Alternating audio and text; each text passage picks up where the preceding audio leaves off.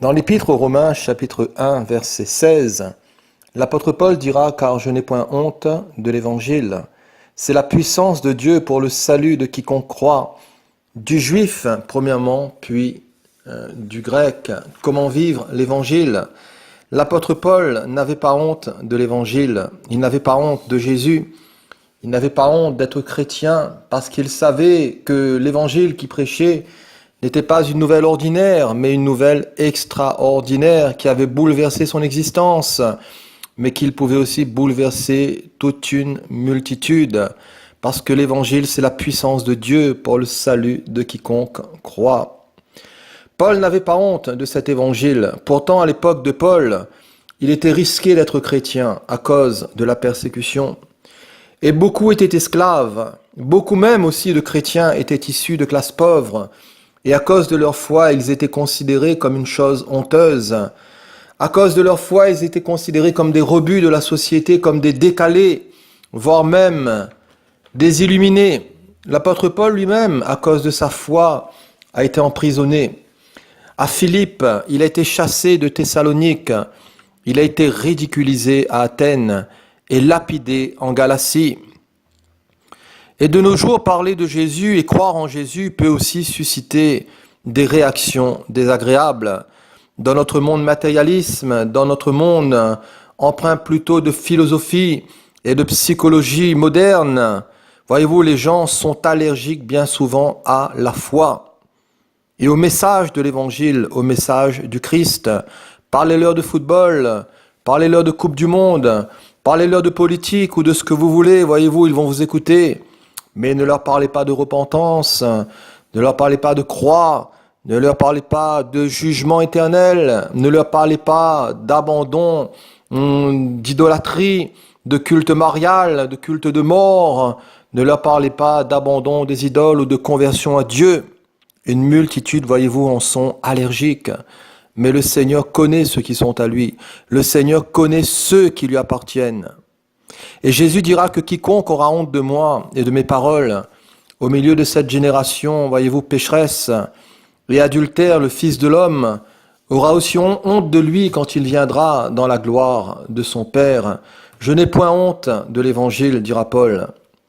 La honte est associée à la peur, et la peur de ce que les autres pensent de nous. Qu'est-ce que les autres vont penser de moi? Et mon image, et ma réputation, qu'est-ce que les autres vont dire de moi? Tu risques d'être accusé, d'être calomnié, tu risques de connaître des préjudices moraux. Mais si tu es un vrai chrétien, tu auras aussi à souffrir. Non pas parce que tu t'auras ingéré dans la vie des autres ou dans les affaires d'autrui, mais parce que tu porteras un nom merveilleux, et ce nom, c'est le nom de Jésus. La honte est associée à la peur de ce que les autres pensent de nous, la peur de ce que les autres vont dire de nous, mais la peur aussi de ce que les autres vont faire de nous. Et combien qui ont perdu leur travail à cause de leur foi, combien qui ont été rejetés dans leur famille, l'abandon. Paul dira dans 2 Timothée que tous ceux qui sont en Asie m'ont abandonné. Entre autres Phygèle et Hermogène, mais que le Seigneur repende sa miséricorde sur la maison d'Onésiphore, car il n'a pas eu honte de mes chaînes. Onésiphore n'avait pas eu honte de rendre visite à Paul en prison. Et c'est au moment où Paul avait le plus besoin d'être soutenu qu'il a été abandonné par les chrétiens d'Asie. Craignaient-ils pour leur sécurité? Certainement. Tous ceux qui propageaient la foi, voyez-vous, étaient recherchés et réprimés. Paul était un leader et un fonceur, mais peu, voyez-vous, le soutenaient. Et quand tout va bien, tout le monde est chrétien. Quand tout le monde va bien, tout le monde est gentil, tout le monde est beau. Mais attendez les temps de persécution qui viennent sur l'Europe.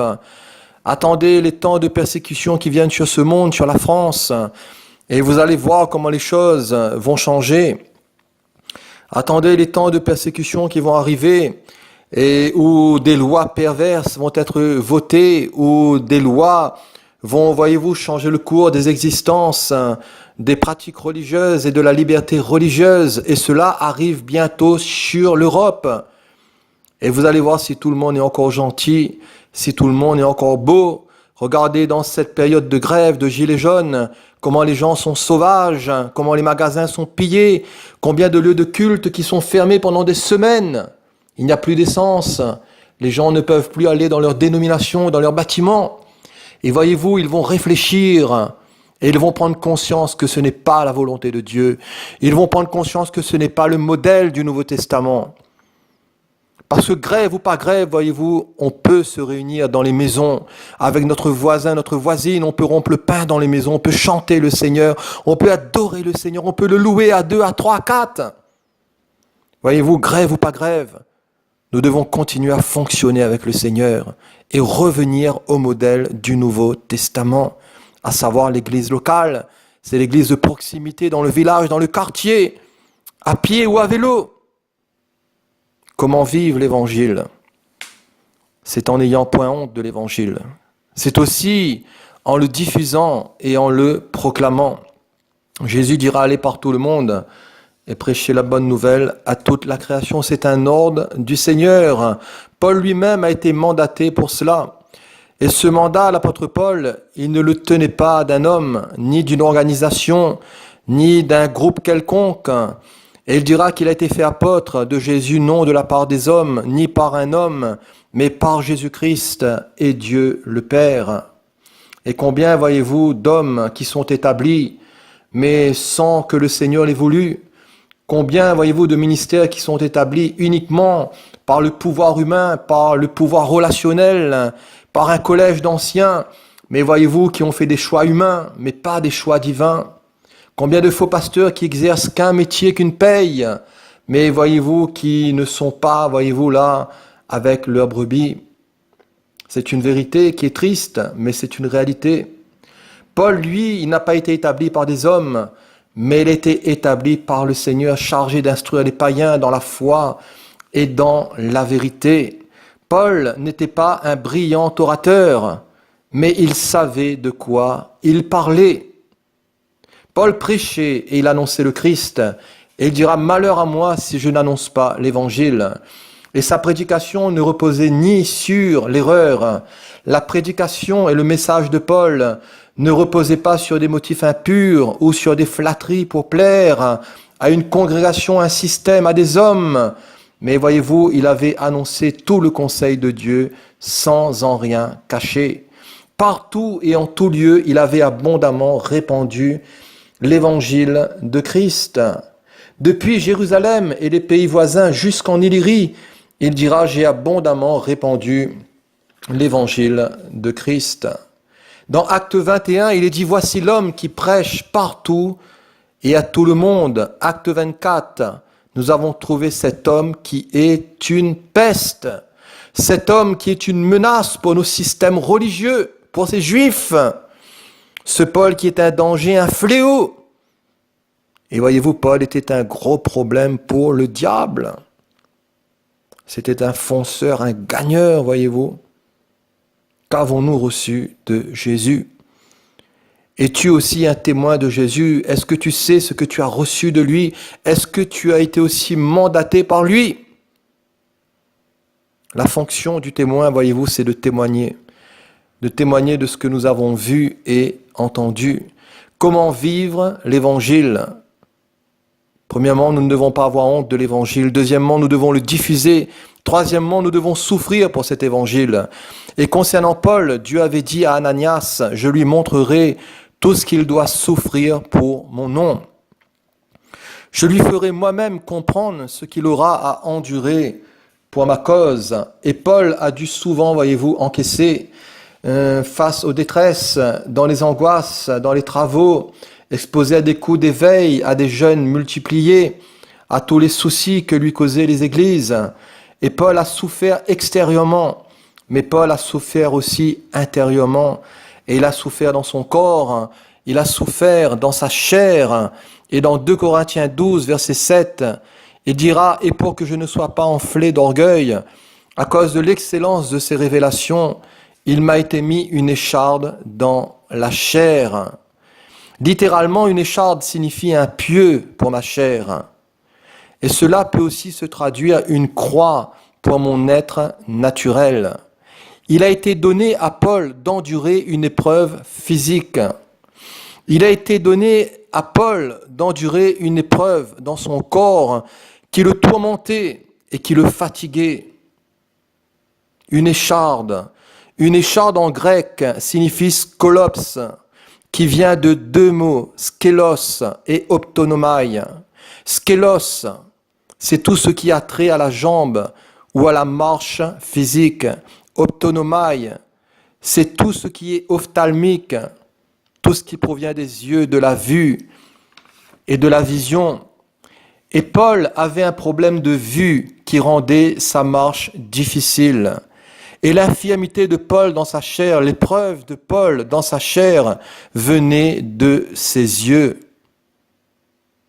L'apôtre Paul avait une souffrance physique, mais il avait aussi une souffrance spirituelle. Un ange de Satan qui le souffletait.